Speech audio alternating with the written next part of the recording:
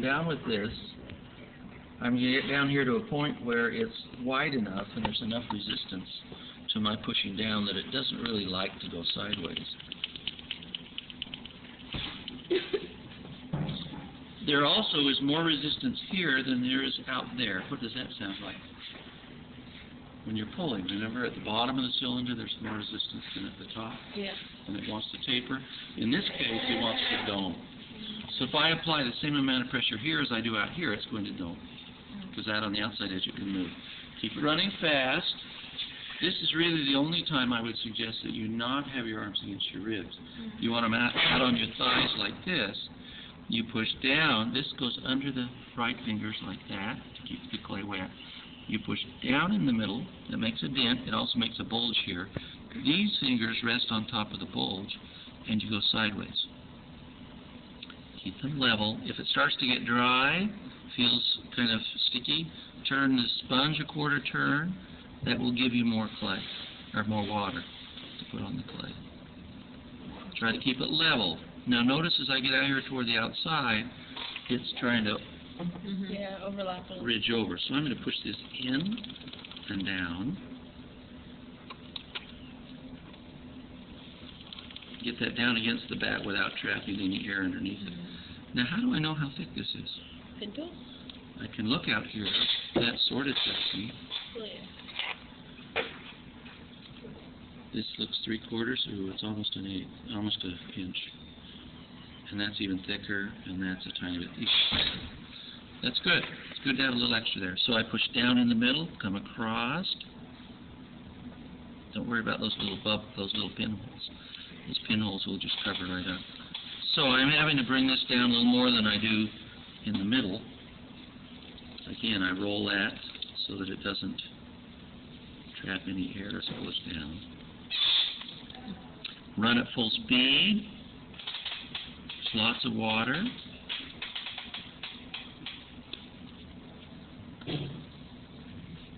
And try to keep it level. Pay attention to the height at which you hold those hands. Okay, that's better. That's 3/4. That's 3/4 or just barely over. That's about the same. I'm going to go just a tiny bit thinner because I don't like to trim. You guys... I like to trim. You guys leave at 3/4, okay?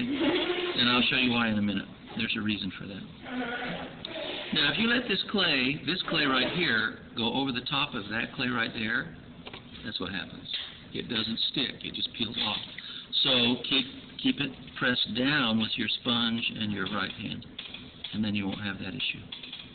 And if it peels off, it could dramatically fly off and stick right across the back of your neighbor's shirt. That's always fun to experience. Oh, sorry.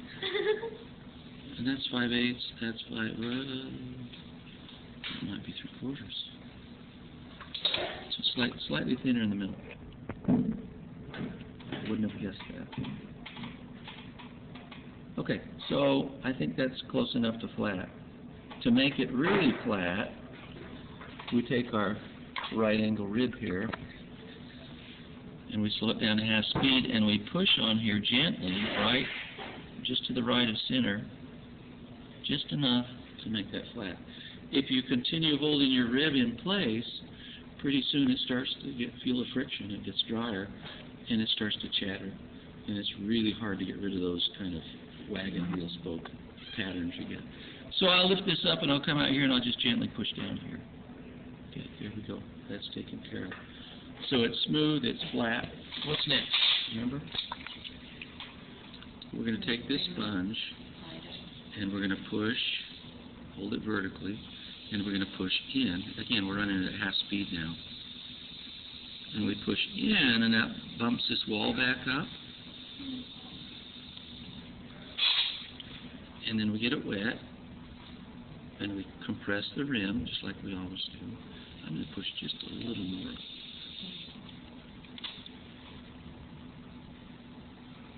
Now we just shape it, right? No. Pull it up a little, I think. You want to pull it, and we want to use this finger trick. So we need a right angle there, or just about. We're not shaping it yet. We're going to pull this thinner. You can use your regular technique of your knuckle and fingertips if you want. How thick should this be? 5/16, 3/8 to 5/16, yeah. It's just over a quarter. Okay, so that's pretty much straight up. I'm going to push it out just a little bit. Now, how do we hold our hands to make that little ridge? Like this.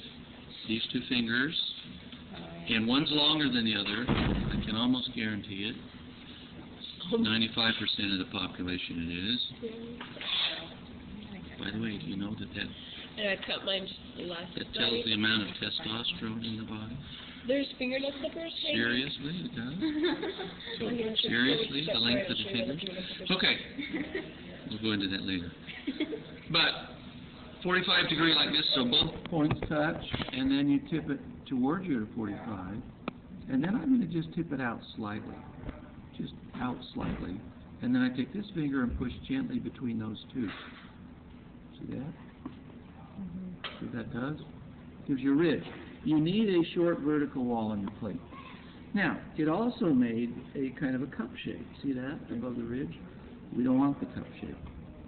So we're going to straighten that out. And to do that, I put a little water inside and out above the ridge, and I just gently flatten that cup, just to make that wall straight. See that? Or you're just kind of pinching it. I just pinch it. Just in this upper finger makes it flat. Okay? Now, all I have to do to shape this is take my rib tool Around? back to, what's his position?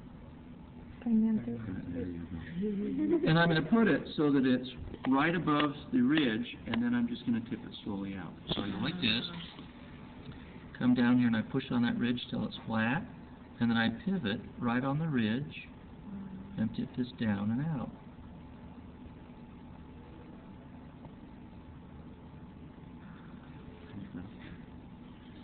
And if you do that with your rib, it won't collapse.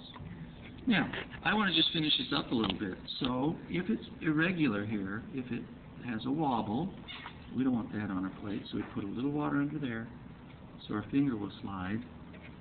We put this right finger under, steady it with your left thumb. Sorry, my left index finger. There's not enough water there. I can steady this with the thumb, and I just slowly cut down through, holding it up with my finger till it touches, and then I can break that and just pull it away. Now, I have a sharp edge there. That's not good. It doesn't glaze well, it chips. So I take this sponge, and I take my longest finger and thumb, and I'm going to wrap it around the rim like that, which gets rid of the sharp edge, and then I push gently with this index finger to square it up a little bit, to make it a little more dense. So I just wrap that around, so it starts to round, and then I just gently push against it like that. That rounds that and finishes it off. And then a little water right there makes that smooth. Then the last thing is to finish this wall. You want to tell him to quiet? Close the door on it. I'd be like, shit, you This finger has a nice natural curve. Most of your index fingers may not curve as much as mine do. Put them together and you can see what I mean, but they typically curve. So if you take your left index finger and you put it down here gently against that wall and push slightly, see that finishes it? Use your round edge onto the bottom of the plate. I just went like this. Oh, okay. Okay, now this clay is soft, it's wet, and so it's wanting, when I did that, it made it tip a little bit. So I'm going to push this up again slightly.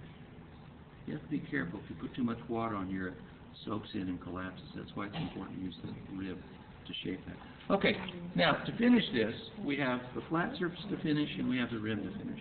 These two little ribs. So I have a choice. I can go like this. Well, let's show you this first.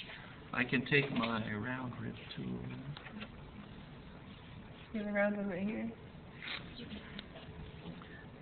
I can set this right in the center like this until it's smooth. I can then pick it up and go out here and push again until it's smooth. If you've got a rib tool with a pretty nice edge, it will finish it and you're done.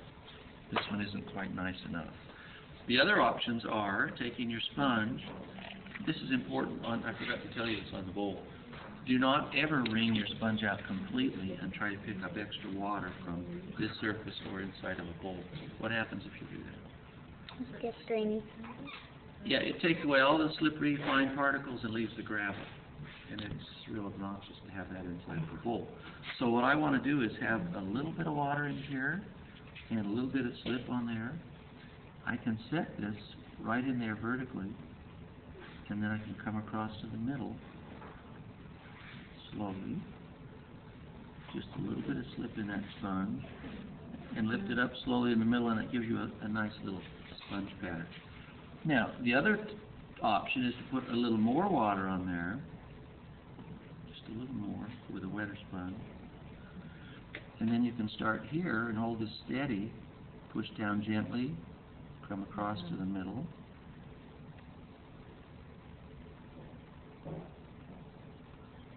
If you don't have too much slip on there.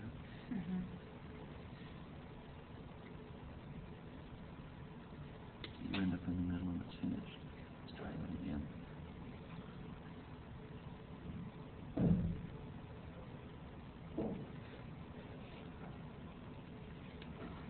Okay. So all that's left now is this rim. So I put a little water on there. This one's a little tricky to chamois because you have to, with this finger, go underneath. And if you use the fingers vertical, it makes a ridge. So you have to be flat. Wrap this one around underneath. Tug in gently.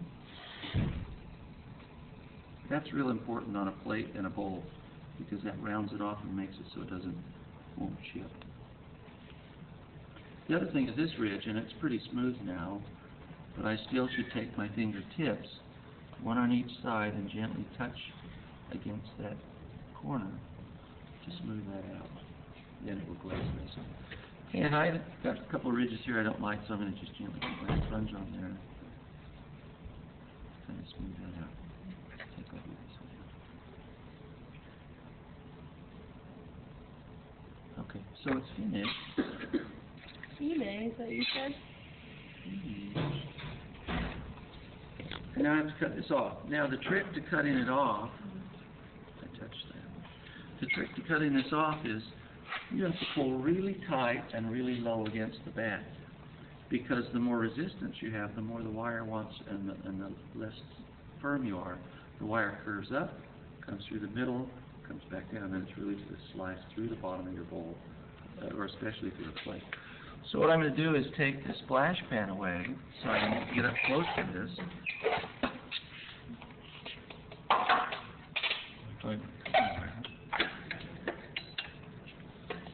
And be careful because your fingers are covered with gunk, and it's real easy for things to splash off your wire or off your fingers.